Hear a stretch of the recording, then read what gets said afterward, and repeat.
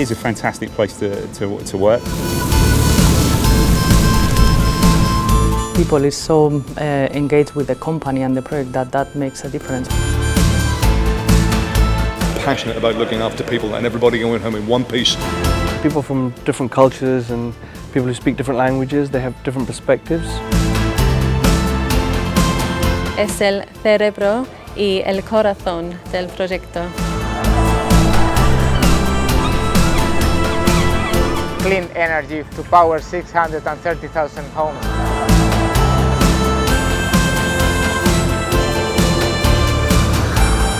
Every day is different, every day has its own challenges.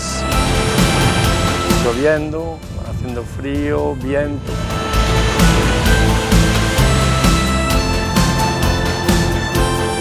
We're united by the wind.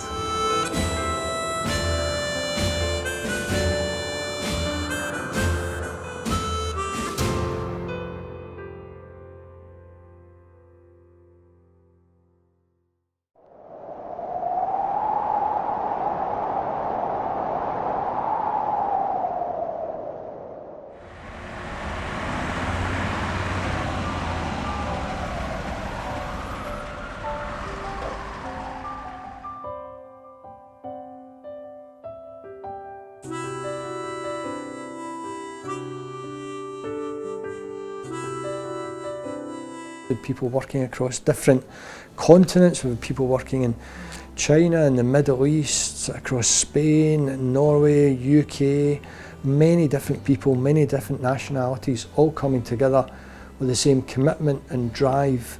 And it's a real pleasure to be part of a project with the team that we've had. Vengeance traffic, that's you outbound. Good afternoon to you. I'm just outside your 500 metres there. From there you can control Great Yarmouth operations, Netherlands operations, Lowestoft operations and the site operations, which is amazing, the wide spread of the control you have to make from a single point.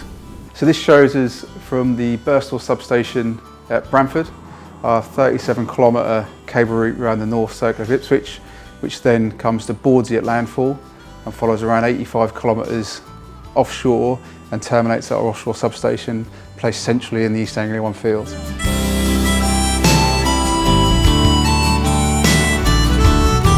We've got to drill these ducts into position, and obviously that will protect the cliff face as well. There is quite a bit of coastal erosion along this coastline, so obviously we want to preserve that. Sustainability means doing what you need to do today without compromising the needs of the future, and that's why when you do these projects you've got to be thinking about the impact you have on the environment.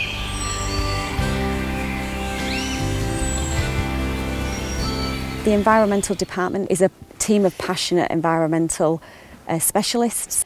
So here on the project we've had a multiple range of species that we've needed to protect. We've got great crested newts, and for that we've put newt fence in the ground.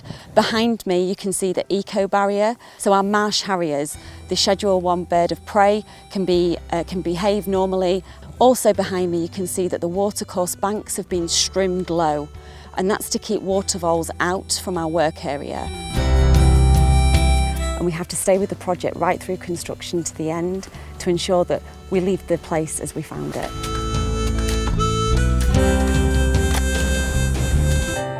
The archaeological finds on the site were just amazing. It's something that you will look back on much later in your career and say, I can't believe we found a 6,500-year-old artefact on our site.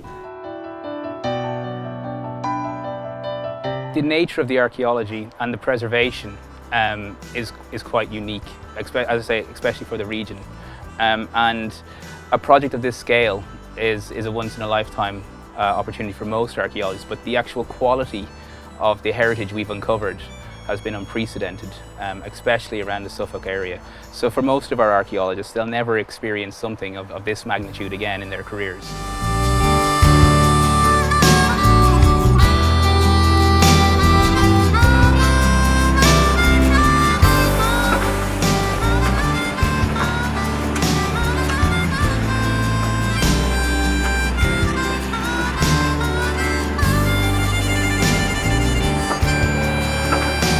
So for the purpose of this project, it's underground. When we finished, yeah, there's less disruption to stakeholders and the locals. It's less impact moving forward, basically.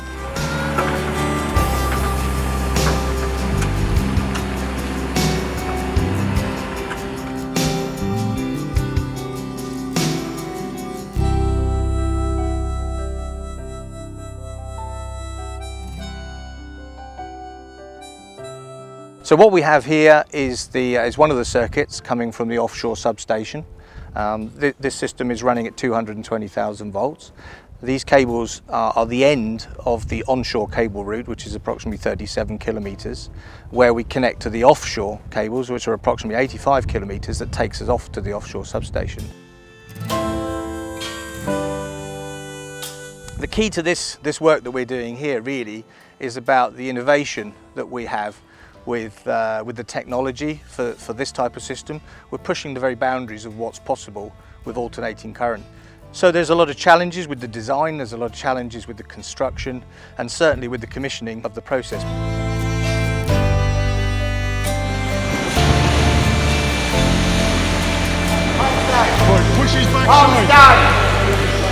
This isn't an office-based project. We've got people working out in the southern North Sea in very challenging offshore conditions. And it's appropriate and it's completely necessary that people have got the right level of training so that in the event of any emergency situation they're well trained and everyone knows what they're doing.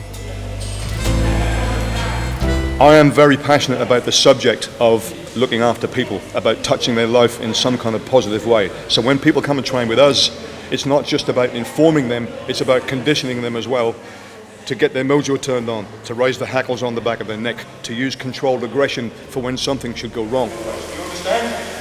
You understand? Oh yeah, definitely. So the wind farm is still under construction, but when we get into O&M, the whole wind farm's going to last my entire life. So I'll definitely be out there for what I can see lifetime. We are looking to take on people who come to these courses. We're investing in the future. This is about long-term jobs for the area, for East Anglia, and to service our wind farms. So this is keen to provide a legacy of skills and investment and jobs in the local area.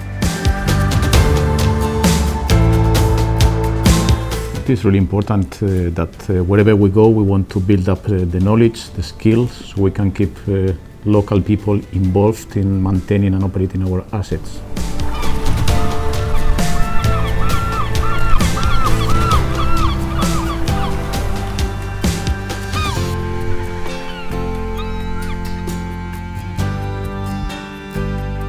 This is the home of East Anglia One, and it will be the heart and the brain of all the activity in the project.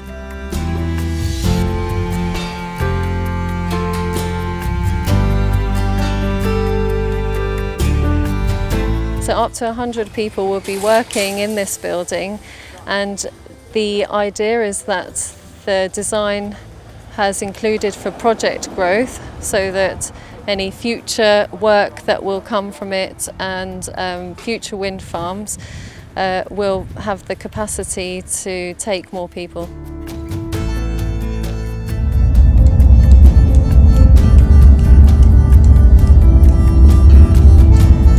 Offshore wind has become part of the industrial fabric, which is amazing. And we see them tendering for work in the United States, in France, in Germany, in Iberdrola projects all over the world.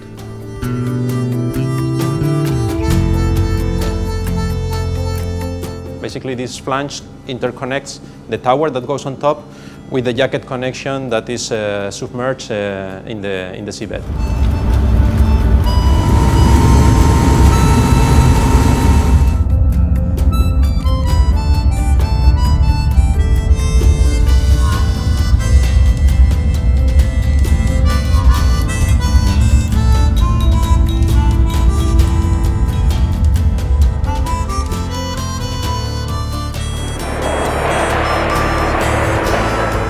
There was a real pride in what they were doing, both in the construction but actually in the region as well, and the expertise and the benefits that our project was sharing across the region.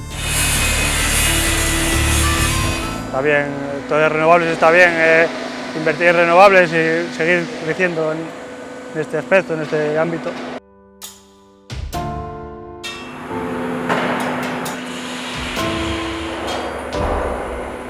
Laboralmente aquí a Avilés nos vino muy bien, vamos, a mí por lo menos personalmente empecé en esto desde el principio cuando empezaron las torres eólicas y pasamos la crisis y pasamos bastante bien. De momento seguimos trabajando y que dure muchos años.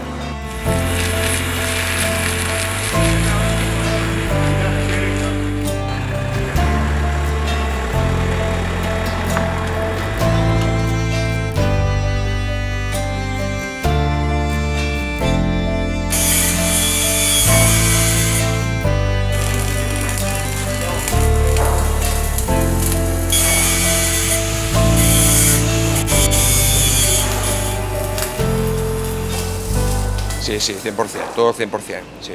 Soldadura, mirada a tope, sí.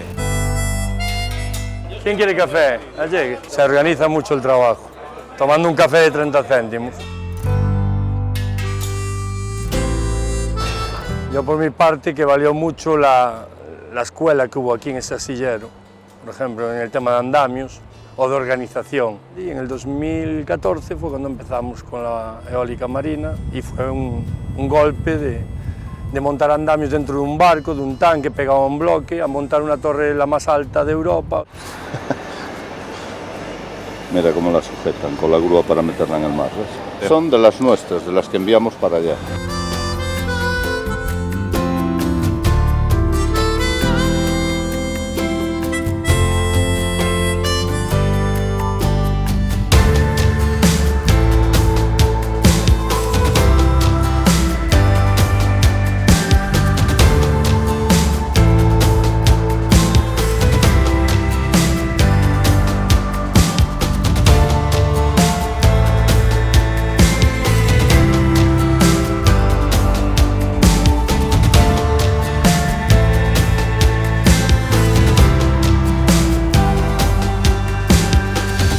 Seeing these jackets go into the water was such an important moment for the project. It's the first time you actually saw something sitting out of the water. It was probably the moment when the project really became visible.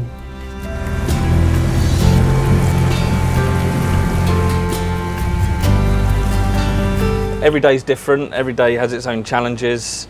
You definitely got to have a sense of humour and you just have to face it as it comes.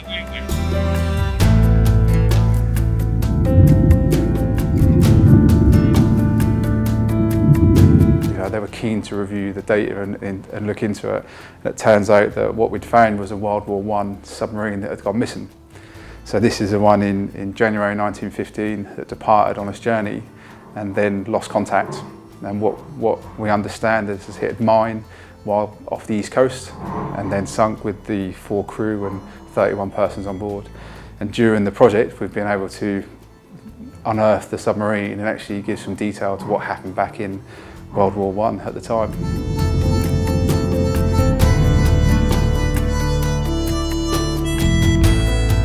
So here at this port in Great Yarmouth, we're bringing together all the components that will comprise the wind turbines that we're going to install offshore.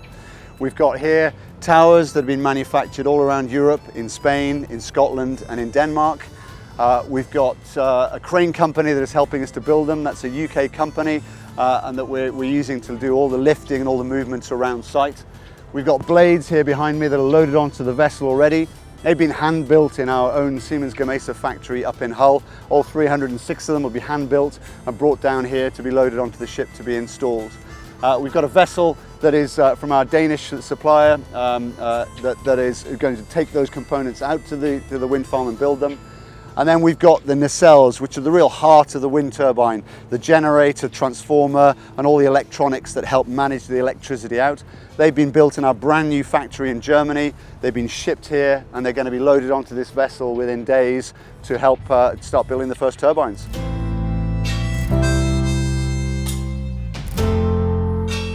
When this project is complete, all the 102 turbines are installed and commissioned. They will produce enough energy, clean energy to power 630,000 homes. bit of pressure doing things like that because it's quite an intricate piece of equipment. So you just got to be careful and make sure you do everything properly, which we do everything safely.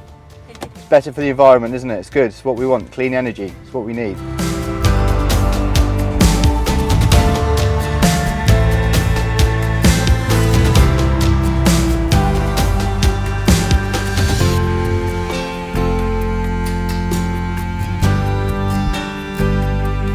The substation came over, like I said, it came over in two pieces, so it was jacket first, came over on separate barges, and we used the Oleg Strashnov from SAHL to carry out the major lifts. So it was jacket, which is the yellow section you can see behind me, and then followed in the next weather period by the top side, which is the stainless steel section you can see above. It was done in two lifts, so one straight onto the seabed and then the pin piles, and then the top side just in one lift and fabrication period.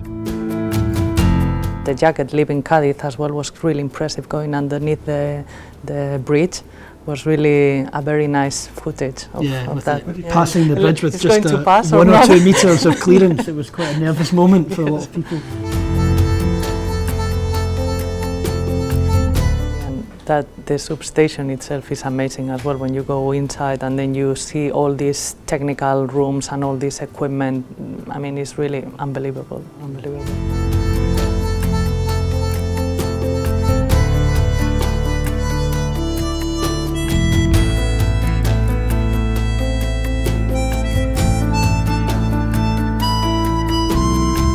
Not many companies in the market have the capability that we have to do this level of design and engineering in-house to make these substations as efficient as possible.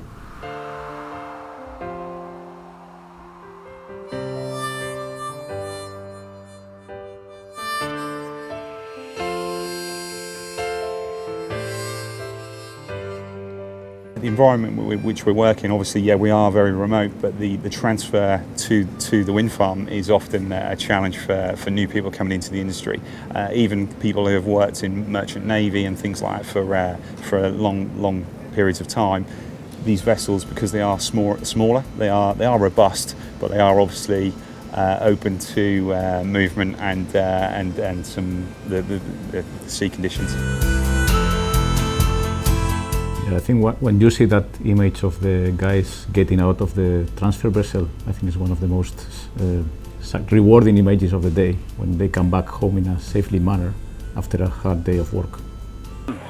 Tomorrow again, yep, same here again tomorrow, definitely same time.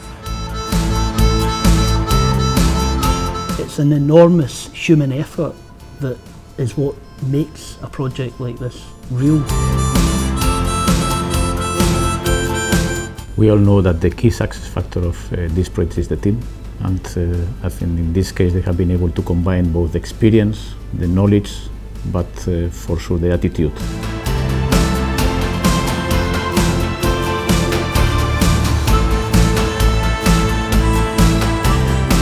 Detrás de poder dar un interruptor y que sistemáticamente la luz llegue, hay miles de personas que hacen un trabajo profesional, abnegado, renunciando a todo para que los demás tengamos servicio. Cientos de personas trabajando para poder conseguirlo. Y esta gente pues lo hacen porque creen en eso. Las empresas son las personas.